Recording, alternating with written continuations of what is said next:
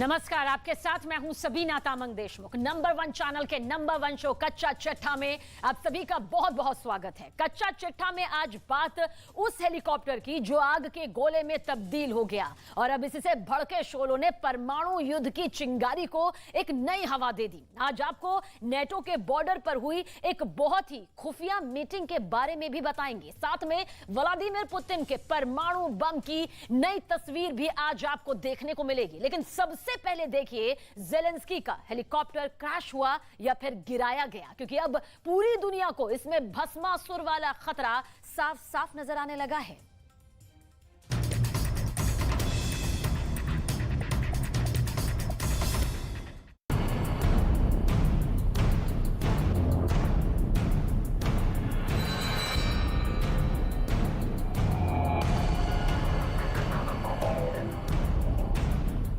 Kyiv के करीब ये आग देखिए, हर तरफ तबाही ही तबाही। नहीं लगता कि यहां कुछ बचा होगा। ये कीव के करीब ब्रोवरी का इलाका है और यहां एक धमाके से पूरा यूक्रेन पूरी तरह से हिल चुका है। ये उस हेलीकॉप्टर का मलबा है जो इस इमारत से टकराया और फिर आग के गोले में बदल गया।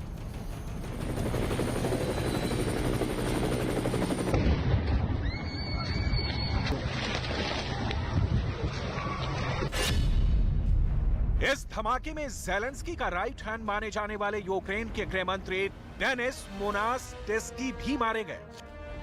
यह ज़ेलेंस्की के लिए बहुत बड़ा झटका है, क्योंकि डेनिस मोनास्टेस्की ज़ेलेंस्की के सबसे करीबी लीडर माने जाते थे। इस ट्रेजेडी ने पूरे यूक्रेन को सदमे में पहुंचा दिया है, क्योंकि इस हेलीकॉप्टर के गिरने को लेकर हादसे से लेकर साजिश वाली कई थ्योरी सामने आ रही हैं। पहले समझिए कि ब्रोवरी में इस हेलीकॉप्टर के साथ क्या हुआ। ये यूक्रेन स्टेट इमरजेंसी सर्विस का Mi-8 हेलीकॉप्टर बताया जा रहा है। इस हेलीकॉप्टर में यूक्रेन के गृह मंत्री डेनिस मोनास्टेस्की के साथ 8 लोग और सवार थे। हेलीकॉप्टर ऐसा गिरा कि कोई जिंदा नहीं बचा और इसमें उनके डिप्टी मिनिस्टर के अलावा गृह सचिव की भी मौत हो गई। जमीन पर जहां ये Mi-8 हेलीकॉप्टर गिरा वहां एक स्कूल भी था। पहले हेलीकॉप्टर स्कूल से टकराया और फिर एक इमारत में जा घुसा। इस हेलीकॉप्टर के गिरने से हुए धमाके में 18 लोगों की मौत हुई है, जिसमें हेलीकॉप्टर में सवार 9 लोग थे और बाकी जमीन पर मौजूद लोग थे, जिसमें 3 बच्चे भी शामिल हैं। एक बार फिर एनिमेशन के जरिए देखते हैं कि कैसे Mi-8 हेलीकॉप्टर गिरा और एक इमारत के टकराने के बाद हर तरफ आग ही आग फैल गई।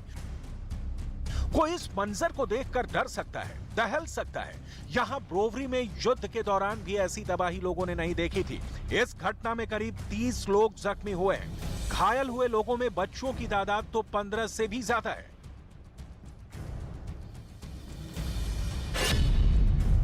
क्या यह हादसा था? क्या ये हमला था? क्या ये किसी तरह का सैबोटेज यानी साजिश थी? या फिर इस हेलीकॉप्टर के गिरने की वजह रूस की मिसाइल नहीं बल्कि यूक्रेन का अपना एयर डिफेंस सिस्टम था? यानी क्या ज़ेलेंस्की की फोर्स ने अपने मंत्री का हेलीकॉप्टर मिसाइल से मार गिराया?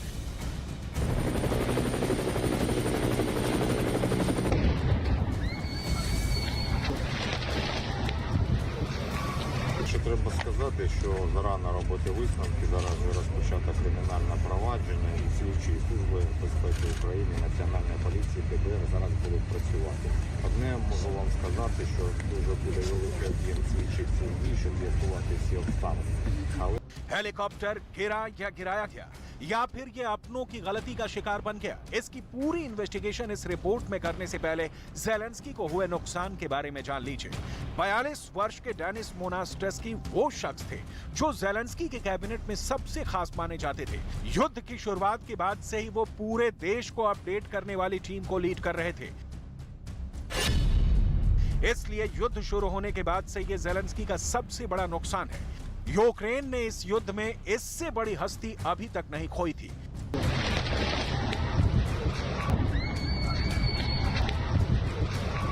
यूक्रेन के युद्ध की शुरुआत से ही वहां का आसमान सुरक्षित नहीं माना जाता है, लेकिन गृहमंत्री डेनिस मोनास्टेस्की अक्सर हवाई दौरे किया करते थे। बताया जा रहा है कि गृह मंत्री डेनिस मोनास्टेस्की का हेलीकॉप्टर जिस रूट के ऊपर से गुजर रहा था वो युद्ध में एयर डिफेंस जोन के लिहाज से एक बड़ा हॉटस्पॉट माना जाता है।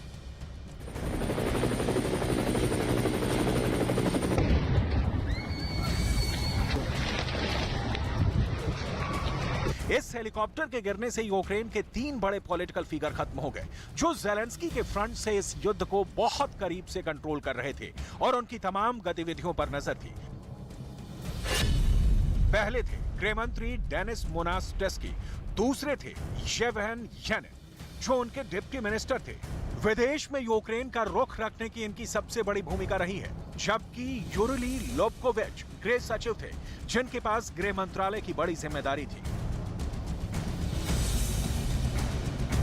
एक बार फिर लौटते हैं इस हेलीकॉप्टर क्रैश के इन्वेस्टिगेशन को लेकर 5 बड़े सवालों पर, जिसका जवाब ज़ेलेंस्की भी चाहते हैं, जिन पर पुतिन की भी नजर है और नाटो के अलावा अमेरिका भी जानना चाहता है कि आखिर ब्रोवरी में हुआ क्या। सवाल नंबर 1, क्या यह हादसा था? सवाल नंबर 2, क्या हेलीकॉप्टर पर हमला किया गया? सवाल नंबर 3, क्या यह बड़ी साजिश का हिस्सा था? सवाल नंबर 4, क्या हेलीकॉप्टर मिसाइल से गिराया गया? सवाल नंबर 5, अगर मिसाइल से अटैक हुआ तो एयर डिफेंस सिस्टम यूक्रेन का था या फिर रूस का? ये सवाल इसलिए क्योंकि यूक्रेन के आसमान में इस वक्त मिसाइल ही मिसाइल तैर रही है। यूक्रेन का आसमान रॉकेट और गोलों की तबाही वाली उड़ान देख रहा है। यूक्रेन के आसमान में दुश्मन कौन है और दोस्त कौन, इसका अंदाजा खुद ज़ेलेंस्की और पुतिन को भी ठीक ठाक नहीं है। इसके लिए आप यूक्रेन की स्टेट इमरजेंसी सर्विस के बारे में जान लीजिए, जिसके पास 2 हेलीकॉप्टर हैं और अक्सर इसका इस्तेमाल वॉर जोन में जाने के लिए किया जाता रहा है।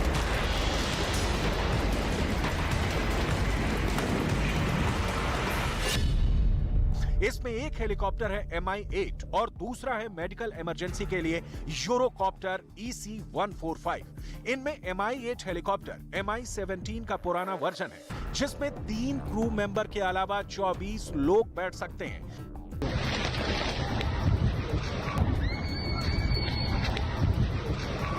जिस वक्त यह हेलीकॉप्टर ब्रोवरी में गिरा तब इसमें 9 लोग सवार थे और वो सभी के सभी इस घटना में मारे गए हैं। अब इसके पीछे की क्या वजह हो सकती है, जो छुपाने की भी कोशिश की जाएगी और मुमकिन है दुनिया के सामने इल्जाम से भरी एक नई थ्योरी पेश भी की जाए। इसलिए इस हेलीकॉप्टर क्रैश से जुड़े सवाल के जवाब देखते हैं।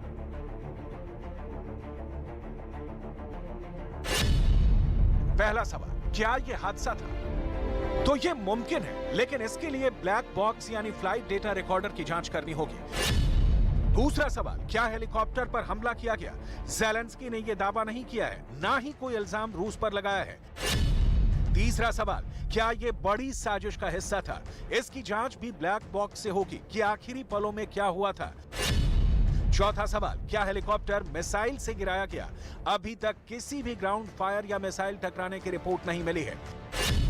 पांचवा सवाल, अगर मिसाइल से अटैक हुआ तो एयर डिफेंस सिस्टम यूक्रेन का था या फिर रूस का? यह बहुत ही अहम सवाल है, क्योंकि ज़ेलेंस्की की फौज पहले ऐसी गलती कर चुकी है। आपको याद होगा कि ज़ेलेंस्की ने इल्जाम लगाया था कि पोलैंड में गिरी मिसाइल रूस की थी, लेकिन बाद में ज़ेलेंस्की पूरी तरह एक्सपोज हो गए थे। उनके इल्जाम को खारिज करने वालों में खुद बाइडेन भी शामिल थे।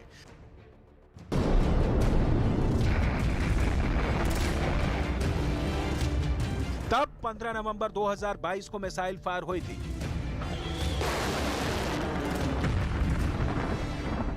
टारगेट पर क्या था, दुनिया अनजान थी।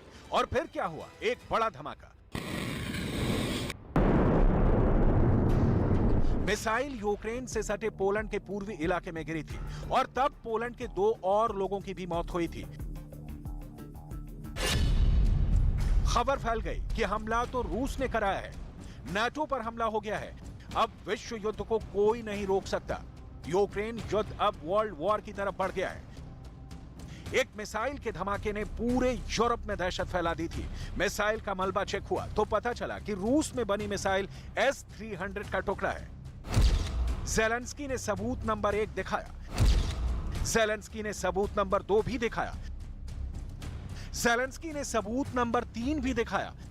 सबको इसलिए शक हुआ क्योंकि टुकड़े उस S-300 मिसाइल के थे जिसे रूस ने तैयार किया था। इसलिए लगा कि हमला भी जरूर पुतिन ने कराया होगा। लेकिन शक ज़ेलेंस्की पर भी गहराया, सवाल उठने लगे।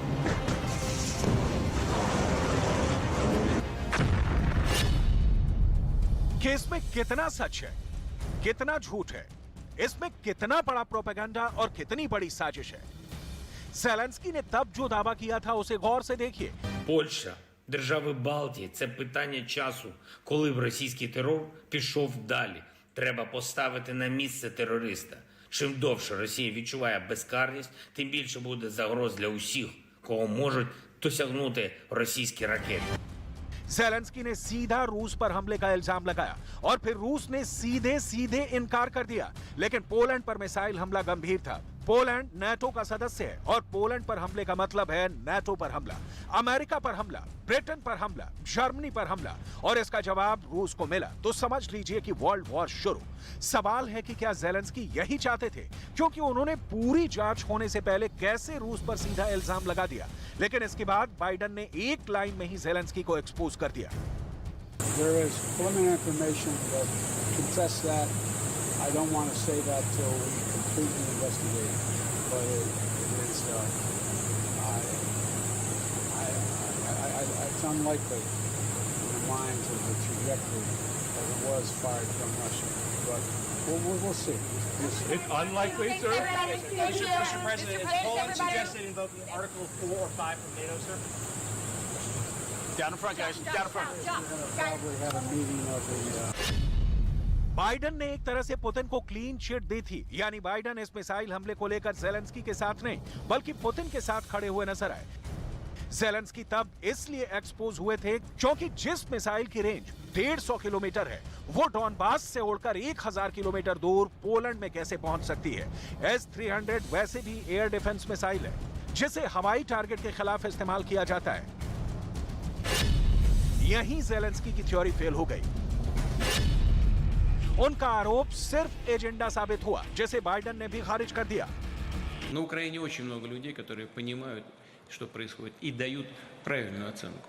Особенно после того, что современные властители Украины начали творить и с гражданским населением, с созданием так называемых заградотрядов. इसलिए ब्रोवरी में जो हेलीकॉप्टर गिरा, अगर उस पर मिसाइल से हमला हुआ है तो इसके पीछे भी ज़ेलेंस्की का एयर डिफेंस हो सकता है। यूक्रेन के 3 एयर डिफेंस सिस्टम देखिए जो कीव के आसपास ही तैनात हैं। पहला है स्टिंगर सिस्टम जो अमेरिका से मिला है, दूसरा है स्ट्रेला और तीसरा है सोवियत दौर का S-300 एयर डिफेंस सिस्टम। इसलिए ज़ेलेंस्की के सबसे खास मंत्री का हेलीकॉप्टर क्रैश हुआ या उस पर अटैक हुआ, साजिश के तमाम पहलुओं को बहुत तकनीकी जांच के साथ समझना चाहिए, क्योंकि युद्ध को अब 1 साल होने को है और पुतिन के साथ साथ ज़ेलेंस्की भी बहुत बेसब्र हो चुके हैं।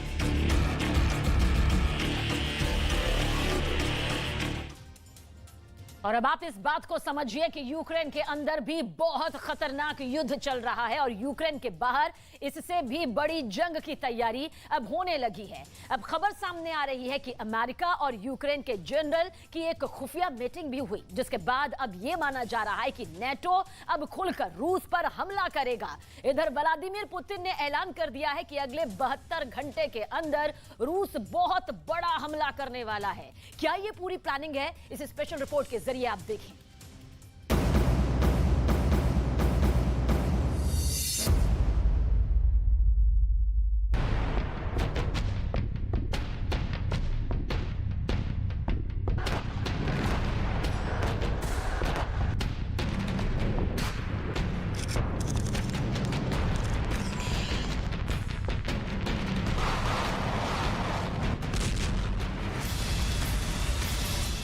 क्या अगले 72 घंटे में रूस कुछ ऐसा करने वाला है जिसकी खबर से यूक्रेन, अमेरिका और नाटो के होश उड़ गए हैं?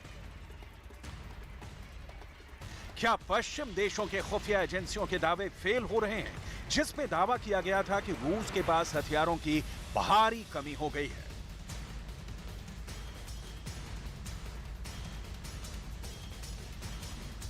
क्या राष्ट्रपति पुतिन रूस के स्पेशल ऑपरेशन से मार्च 2023 तक पूरे यूक्रेन पर कब्जा कर लेंगे? लगभग 11 महीने से चल रही जंग में क्या अब रूस युद्धपोत और पनडुब्बियों को तबाह करने वाली मिसाइलों से यूक्रेन पर खौफनाक हमले कर रहा है? आखिर जंग में अब ऐसा क्या हो रहा है कि पोलैंड के प्रधानमंत्री को कहना पड़ रहा है कि अगर यूक्रेन जंग में हारा तो तीसरा विश्व युद्ध शुरू हो जाएगा?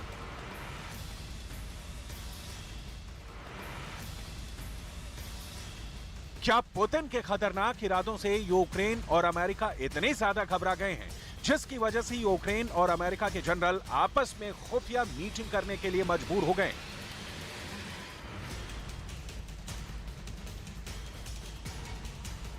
300 दिन से ज्यादा की जंग में पुतिन ने साबित कर दिया है कि पुतिन का रूस भयानक जंग करने में सबका बॉस है। यूक्रेन को लग रहा था कि जंग में 1,10,000 से ज्यादा रूसी सैनिकों के मारे जाने के बाद पुतिन का रूस जंग हार जाएगा, लेकिन देखिए सिर्फ एक हफ्ते के अंदर जहां रूस ने यूक्रेन के सोलेदार में कब्जा कर लिया, तो वहीं यूक्रेन के पूर्वी शहरों को घातक मिसाइल हमलों से तबाह करके रख दिया। चाहे यूक्रेन का नेप्रो शहर हो या फिर कीव, रूस की मिसाइलों को ना तो यूक्रेन का डिफेंस सिस्टम रोक पाया और ना ही अमेरिका की घातक मिसाइल। एक हफ्ते में ही यूक्रेनी लोगों की चीखें निकलने लगी। अब यूक्रेन, नाटो और अमेरिका भी कहने लगे हैं कि रूस के घातक हमलों को रोकने के लिए यूक्रेन के पास हथियारों की भारी कमी है। यूक्रेन की जनता भी अब चीख चीख कर सड़कों पर कह रही है कि यूक्रेन को बेहतर मिसाइल डिफेंस सिस्टम दो, लंबी दूरी की घातक मिसाइलें दो, वरना यूक्रेन रूस के हाथों बेमौत मारा जाएगा। More help to protect our sky, to protect our people, because many of them are dying right now, and it's such a grief to live here, and every day we see this. Our message is to our partners: please give us more rockets. We need.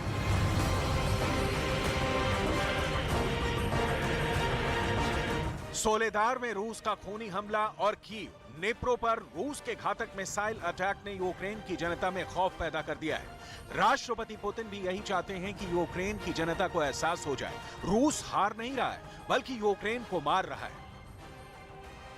अब तो ये भी खबर आ रही है कि अगले 72 घंटे में रूस यूक्रेन पर और भी ज्यादा भयानक हमले करने जा रहा है। शायद यही वजह है कि अभी तक रूस की हार का दावा करने वाले यूक्रेन और अमेरिका भी पुतिन से खौफ खाने लगे हैं, जिसकी वजह से यूक्रेन और अमेरिका के जनरल्स ने यूक्रेन पोलैंड सीमा में एक सीक्रेट जगह पर खुफिया मीटिंग की है। कुछ रिपोर्ट्स के मुताबिक पुतिन के सख्त तेवरों से यूक्रेन और अमेरिका बुरी तरह से घबरा गए हैं। रिपोर्ट में दावा किया गया है कि अमेरिका और यूक्रेन के बीच यूक्रेन पोलैंड सीमा पर खुफिया मीटिंग हुई है। इस खुफिया मीटिंग में अमेरिकी सेना के प्रमुख जनरल मार्क मिले और यूक्रेनी सेना के चीफ जनरल वालेरी जालुझनी आपस में मिले।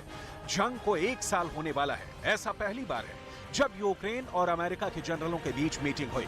गुप्त जगह पर हुई इस मीटिंग में सोलेदार पर रूस का कब्जा और नीप्रो में रूस के घातक मिसाइल हमलों पर काफी विस्तार से बात हुई है। इसके अलावा यूक्रेन ने अमेरिका से साफ कहा है कि America patriot air defence system जल्द से जल्द यूक्रेन को दे। खबरों के मुताबिक मीटिंग में अमेरिका और यूक्रेन के बीच इस बात को लेकर भी चर्चा हुई है कि रूस को कैसे हराया जाए।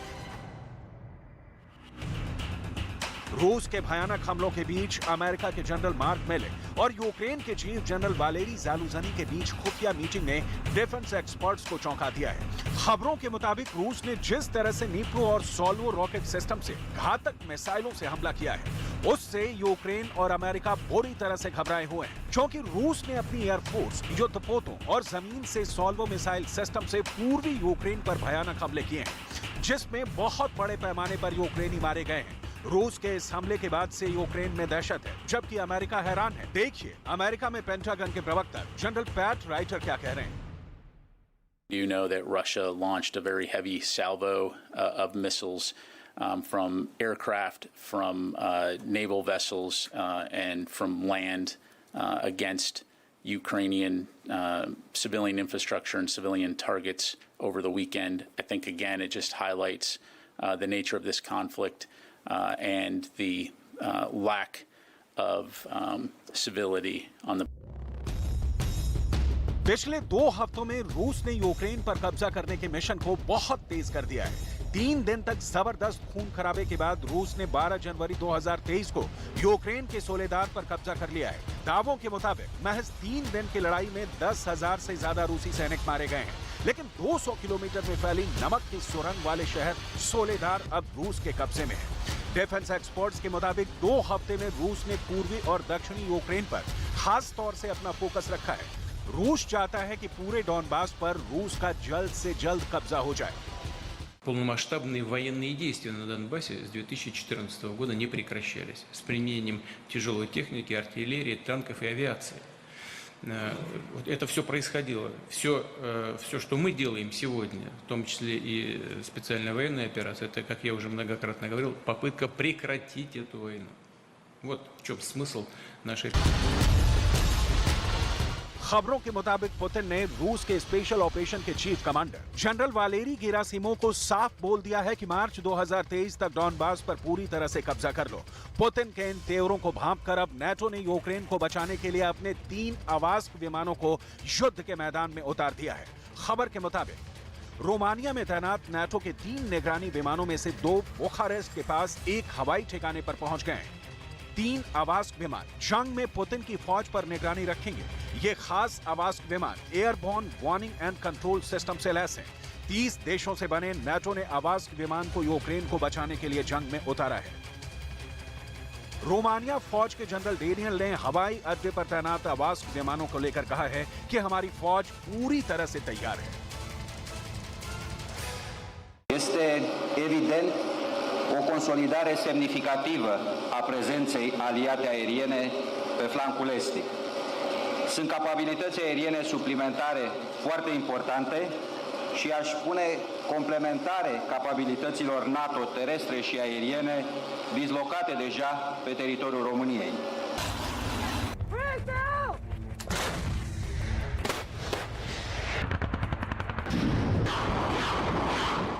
हैरानी की बात तो यह है कि नाटो और यूक्रेन उस वक्त सबसे ज्यादा जंग की तैयारी कर रहे हैं जब यूक्रेन और नाटो दावा कर रहे थे कि रूस जंग में हार रहा है और यूक्रेन जीत रहा है। लेकिन देखिए, रूस ने इस वक्त यूक्रेन के 13 से ज्यादा शहरों पर भारी तबाही मचाई हुई है।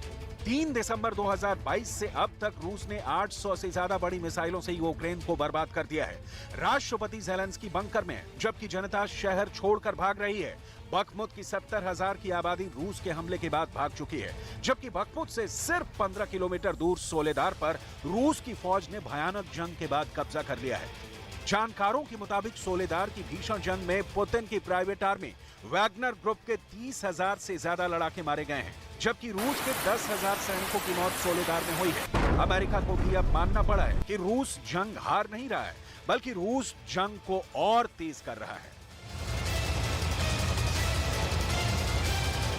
Committed to sustaining our security assistance to Ukraine as it defends its people against Russia's brutal attacks, like the one we saw just this weekend on an apartment building in Dnipro on Saturday, far from the front lines. The senseless attack was launched from a missile designed to sink ships and kill dozens of people, wounded scores more. The youngest was just 3 years old. जंग के ताजा हालातों को देखकर defence experts भी कहने लगे हैं, भले ही यूक्रेन की सैन्य मदद नाटो के 30 देश, अमेरिका और ब्रिटेन कर रहे हों, लेकिन पुतिन के रूस ने साबित कर दिया है कि रूस जंग जीतने से पहले नहीं रुकेगा, चाहे भले ही इसके लिए तीसरा विश्व युद्ध क्यों न करना पड़े। इधर रूस और यूक्रेन के युद्ध को लेकर पोलैंड के प्रधानमंत्री मार्टोस मोरवाविकी ने बड़ी चेतावनी दे डाली है। उन्होंने कहा है रूस के खिलाफ यूक्रेन को हथियार देकर मदद करें। यूक्रेन में रूस के हमले के बाद से भारी तबाही देखने को मिली है। अगर यूक्रेन युद्ध में हारा तो यूक्रेन की हार तीसरे विश्व युद्ध की शुरुआत हो सकती है। रूस यूक्रेन पर बिना रोके ताबड़तोड़ हमले कर रहा है। इधर यूक्रेन को समझ नहीं आ रहा कि वो कैसे रूस के हमलों को नाकाम करे, जबकि नाटो देशों के हथियार वक्त पर यूक्रेन नहीं पहुंच रहे हैं। इन्हीं हालातों को देखकर पोलैंड के प्रधानमंत्री मोरवाविकी ने जोर देकर कहा कि जर्मनी को यूक्रेन को लियोपार्ड 2 टैंक की डिलीवरी की परमिशन तुरंत देनी चाहिए। वरना जंग में यूक्रेन के सैनिकों को रूस बुरी तरह से रौंद डालेगा। यानी इस वक्त रूसी हमलों ने न सिर्फ यूक्रेन को बुरी तरह से डरा दिया है, बल्कि अब तो नाटो और अमेरिका को भी लगने लगा है कि पुतिन जंग में बाजी पलट रहे हैं, और वो भी तब जब यूक्रेन को अरबों खरबों रुपए के बेहद घातक हथियार मिल चुके हैं। अब ऐसे में सवाल उठता है कि क्या रूस ने नाटो, अमेरिका और ब्रिटेन को मजबूर कर दिया है कि या तो तीसरा विश्व युद्ध करो या फिर यूक्रेन में अपनी हार मानो। आज तीसरे विश्व युद्ध के 3 सिग्नल एक साथ मिले। इनमें 2 सिग्नल रूस ने अपने परमाणु हथियारों का मूवमेंट दिखाकर कर दिया, तो वहीं तीसरा सिग्नल पोलैंड के प्रधानमंत्री ने एक बहुत ही डरावना बयान देकर दिया। रूस के न्यूक्लियर संकेत आखिर कितने डरावने हैं? पोलैंड के पीएम ने क्या बोलकर तीसरे विश्व युद्ध की चेतावनी दे डाली? इस स्पेशल रिपोर्ट के जरिए देखें।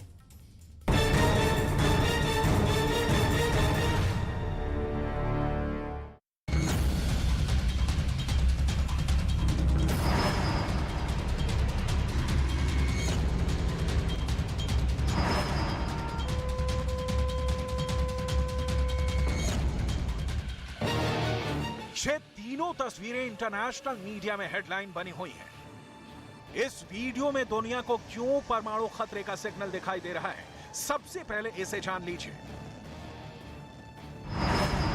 पहला वीडियो, ये रूस का सबसे घातक और दुनिया का सबसे बड़ा न्यूक्लियर बॉम्बर है। इस बम वर्षक से रूस की न्यूक्लियर फोर्स परमाणु बम गिरा सकती है। रूस के इस न्यूक्लियर बॉम्बर का नाम है Tu-160। रूस के इस परमाणु बम वर्षक ने कहां उड़ान भरी है, क्यों भरी है, किसे डराने के लिए रूस ने इसे उड़ाया है? क्या रूस के इस न्यूक्लियर बॉम्बर ने परमाणु बम के साथ उड़ान भरी है?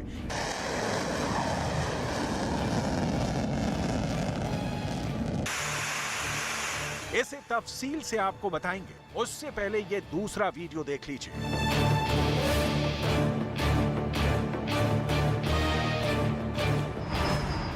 दूसरा वीडियो, ये जमीन से लॉन्च होने वाला रूस का परमाणु हथियार है। रूस का ये एटम बम कहां जा रहा है? जिन परमाणु हथियारों को दुनिया के देश रहस्य के 7 तालों में बंद करके रखते हैं, उसे पुतिन की सेना ऐसे खुलेआम कहां ले जा रही है? इसे जानने से पहले तीसरा वीडियो देख लीजिए।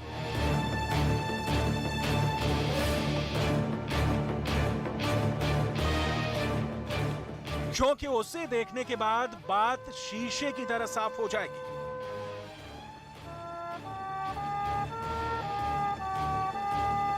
ये रूस के राष्ट्रपति पुतिन का सबसे ताजा वीडियो है। यूक्रेन युद्ध के बीच पुतिन बाहर निकले, दूसरे विश्व युद्ध में शहीद सैनिकों को श्रद्धांजलि दी। लेकिन इसी बीच तीसरे विश्व युद्ध की सीधी चेतावनी सामने आ गई है। तीसरे विश्व युद्ध का अलार्म किसी और ने नहीं, बल्कि यूक्रेन का सबसे बड़ा मददगार और उसके पड़ोसी पोलैंड के प्रधानमंत्री ने बजाया है। पोलैंड के प्रधानमंत्री मार्टोश मोरवाविकी ने दुनिया को डराने वाला बयान दिया है, जिसमें साफ साफ तीसरे विश्व युद्ध की चेतावनी है।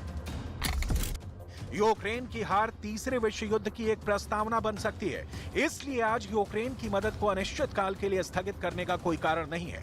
जर्मनी को यूक्रेन को लियोपार्ड 2 टैंक की डिलीवरी की अनुमति देनी चाहिए। यूक्रेन आज सिर्फ अपनी आजादी के लिए नहीं, बल्कि यूरोप की सुरक्षा के लिए भी लड़ रहा है।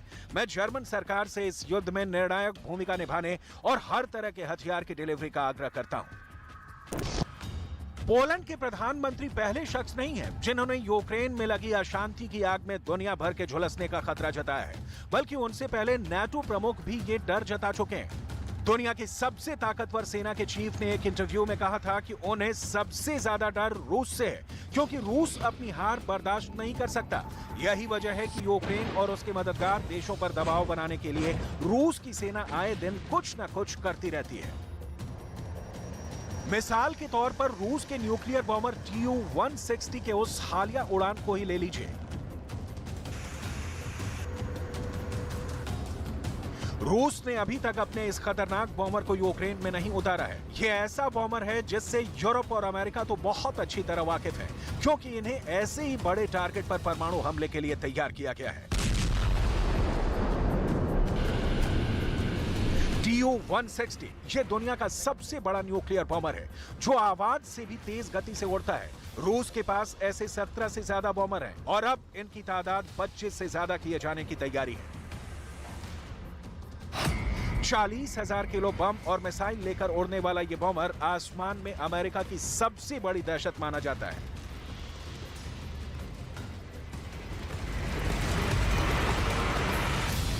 रूस ऐसे 50 अपग्रेडेड बॉम्बर बनाने की तैयारी कर रहा है। नाटो इसे ब्लैक जैक कहता है, जबकि रूस की एयरफोर्स इसे स्वान कहती है। इसे अमेरिका के B-1 बॉम्बर की टक्कर में रूस ने तैयार किया था और अब ऐसे नए बॉम्बर रूस की वायुसेना में शामिल किए जा रहे हैं। Tu-160 की टॉप स्पीड 2220 किलोमीटर प्रति घंटा है। यह विमान 1,10,000 किलो के कुल वजन के साथ उड़ान भरने में सक्षम है। इसके पंखों का फैलाव 56 मीटर है। रूस की सेना में इस वक्त 17 Tu-160 स्ट्रेटेजिक बॉम्बर्स मौजूद हैं। लेकिन क्या रूस ने अपने इन बॉम्बरों को परमाणु बम से लैस कर दिया है? इसका जवाब सिर्फ रूस के पास है। रूस ने इस परमाणु बम वर्षक विमान को आर्कटिक सागर के ऊपर उड़ाने का दावा किया है। हालांकि रूस की तरफ से इसकी पक्की लोकेशन की जानकारी नहीं दी गई है, लेकिन उस बॉम्बर का उड़ान अपने आप में बहुत बड़ा संकेत देता है।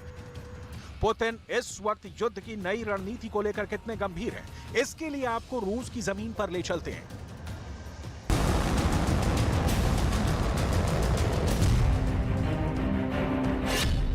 रूस की इस न्यूक्लियर हलचल को क्यों अलग अलग कैमरों में देखा जा रहा है?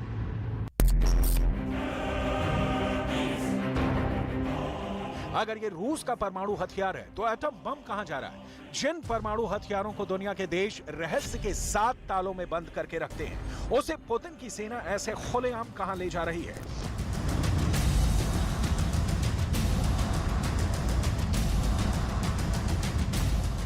क्या पुतिन अपने परमाणु बमों को लॉन्चिंग प्लेटफॉर्म तक पहुंचा रहे हैं?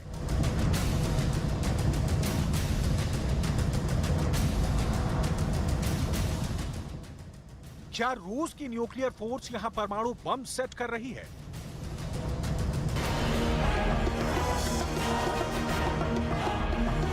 क्या इस न्यूक्लियर मूवमेंट का मतलब परमाणु युद्ध है? ऐसा रूस ने पहली बार नहीं किया है। एक हफ्ते में रूस ने तीसरी बार अपने परमाणु हथियारों को दुनिया को ऐसे खुलेआम दिखाया है।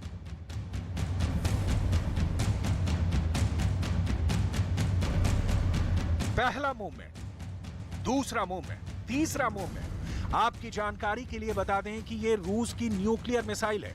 रूस की यह मिसाइल कितनी खतरनाक है, इसे आप इस बात से समझ सकते हैं कि इस एक मिसाइल के साथ 6 परमाणु बम फिट हो सकते हैं। देखिए परमाणु बम से लोडेड मिसाइल कैसे टारगेट को साधती है, कैसे दुश्मन के रेडार से खुद को छिपाकर मार करती है।